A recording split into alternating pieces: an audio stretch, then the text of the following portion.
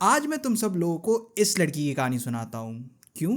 क्योंकि इसे एक परिवार ने किडनैप करके रखा हुआ था और उसके ऊपर जिस लेवल का अत्याचार हुआ था ये किसी डार्क वेब की स्टोरी से कम नहीं था। ये इतना ज्यादा डिस्टर्बिंग था कि कोर्ट ने एकदम साफ साफ ऑर्डर दे रखा था कि इस केस की जो वीडियो एविडेंस है वो कभी बाहर नहीं जानी चाहिए। मैं पूरा केस समझाता हूँ। इस कहानी की शुरुआत होती है इस लड़की से। इसका नाम था पियांग और ये म्यांमार की रहने वाली थी। वो एक गाँव में रहती थी और अपने माँ बाप के गुजर जाने के बाद वो गाँव में खेती वगैरह करती। अब एक दिन उसकी जिंदगी में एक लड़का आता है जिससे वो बहुत ज्यादा प्यार करती थी। वो अपने बॉयफ्रेंड के साथ फिजिकली भी इन्वॉल्व थी और आगे चल के वो प्रेग्नेंट हो जाती है। चीजों की एक्साइटमेंट काफी ज्यादा थी क्योंकि अब उसकी जिंदगी का एक नया चैप्टर स्टार्ट हो रहा था जहां पर अब उसकी खुद की एक फैमिली होगी। बट अनफॉर्चुनेटली हर लाइफ सक्स, क्योंकि जब प्यांग के बॉयफ्रेंड को प्रेगनेंसी के बारे में पता चलता है वो अपने हाथ जोड़ता है और बोलता है यार मैं तो इस चीज के लिए रेडी नहीं था और मैं यहाँ से निकल रहा हूँ, और उसका बॉयफ्रेंड उससे छोड़ के चला जाता है। इस वक्त तक प्यांग की जो आर्थिक स्थिति थी वो बहुत ज्यादा खराब हो चुकी थी, लाइक एक्सट्रीम लेवल तक पहुंच चुकी थी। पर इन सब के बावजूद भी वो अपने बच्चे को पालने के लिए रेडी थी और अपने बच्चे के पैदा होने के बाद वो एक कंस्ट्रक्शन साइट जाती है और वहां पर मजदूरी वगैरह करती है। नाउ भले ही उसे काम तो मिल रहा था बट यू कैन इमेजिन एक मजदूर कितना ही कमा लेगा, और जैसे जैसे उसका बच्चा बड़ा होता जाएगा खर्चे तो बढ़ने ही वाले थे। तो कैसे भी करके उसे इस गरीबी से बाहर निकलना था। अब जिस गांव में वो रहती थी वहां के बहुत सारे लोग ये कोशिश कर रहे थे कि वो लोग अब्रॉड जाके काम करे। सबका यही मानना था कि दिन भर गांव में दिहाड़ी करने से अच्छा है विदेश चले जाओ, छोटे से छोटा काम ही पकड़ लो और उसमें भी ज्यादा पैसा है। और वो लोग झूठ भी नहीं बोल रहे थे। एक बार प्राइस डिफरेंस देखो, जो काम तुम म्यांमार में बैठ के कर रहे हो अगर वही काम तुम सिंगापुर में जाओगे तो 60 से 70 गुना ज्यादा कमाओगे।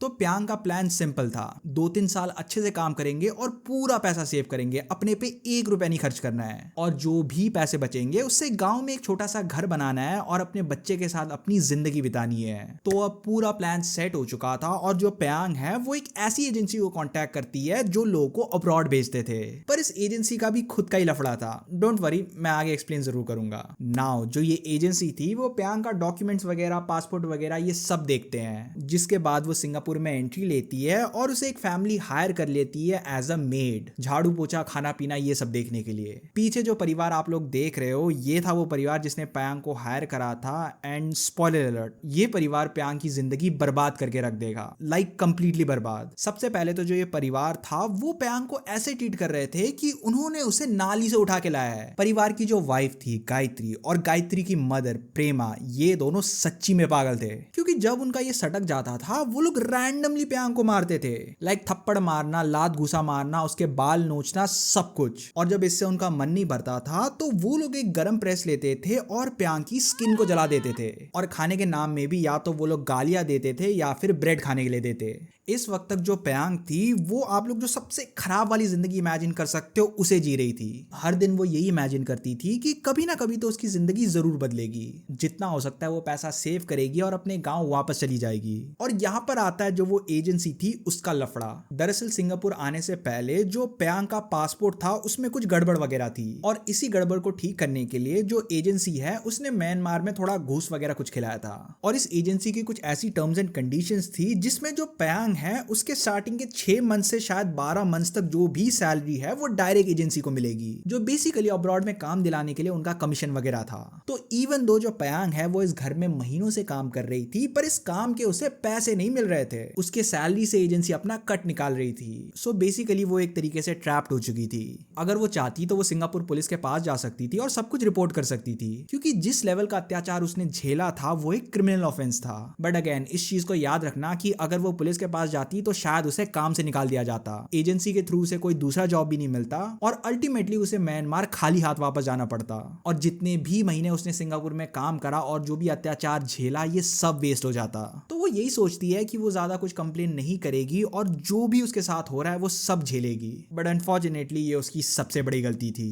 इस वक्त तक कैसे ना कैसे करके जो प्यांग है उसने इस घर में 14 महीने सरवाइव कर लिया था। पर एक रात को जो ये परिवार है वो उसे बहुत बुरी तरीके से चेन से मारते हैं, और इतनी बुरी तरीके से मार खाने के बाद वो बेहोश हो जाती है। और इन सब के बावजूद भी परिवार को कोई मतलब नहीं था, वो लोग एकदम चिल थे। उन्होंने यही सोचा कि प्यांग तो आज बेहोश हो गई है, कोई बात नहीं जी, कल वो दोबारा उठ जाएगी, कल उसे दोबारा मारेंगे। तो टेंशन फ्री होकर वो लोग सोने चले जाते हैं। और अगले दिन जब वो लोग उठे तो जो प्यांग है वो मर चुकी थी। जब किसी इंसान को थोड़ी बहुत एक्सटर्नल इंजरी होती है तो हमारी बॉडी इतनी तो केपेबल है कि उसे थोड़ा बहुत हील कर दे, पर इस हीलिंग में भी थोड़ा बहुत टाइम लगता है और इस ईवल परिवार ने कभी वो टाइम दिया ही नहीं। इससे पहले की जो प्यांग है वो अपनी करंट इंजरी को हील करे, उससे पहले ही उस पे और नई इंजरीज आ जाती थी। और जिस लेवल में प्यांग की जो बॉडी है वो मैल नरिश्ड हो रखी थी, उसकी बॉडी ने भी जवाब दे दिया, इससे ज्यादा हीलिंग पॉसिबल नहीं थी। प्यांग का खून करने के बाद भी जो ये परिवार है उसे यही लग रहा था कि प्यांग ड्रामा कर रही है, तो वो लोग क्या करते हैं, वो लोग एक ठंडा पानी का बाल्टी लाते हैं और प्यांग की बॉडी में छिड़क देते हैं। और जब इसके बाद भी प्यांग की बॉडी मूव नहीं करी, तब जाके उन्हें कंफर्म हुआ कि प्यांग अब मर चुकी है। तो अब वो लोग डॉक्टर को बुलाते हैं और डॉक्टर के सामने ड्रामा करते हैं। जिस लेवल का ड्रामा उन्होंने डॉक्टर के सामने करा था, डॉक्टर भी हैरान था। पता नहीं क्यों इस परिवार को ऐसा लगा कि डॉक्टर को चूहा बनाना आसान है। इनफैक्ट तुम्हें डॉक्टर की भी जरूरत नहीं है, कोई भी आम आदमी अगर प्यांग की बॉडी देख ले तो वो समझ जाएगा कि क्या हुआ है उसके साथ। हर जगह जले हुए आयरन के मार्क्स थे, मल्टीपल हड्डियां टूटी थी, और जो प्यांग की बॉडी थी वो खाली 24 किलो की थी। एक एवरेज फीमेल की बॉडी तकरीबन 60 किलो की होती है और प्यांग की बॉडी वेट उससे आधे से भी कम थी।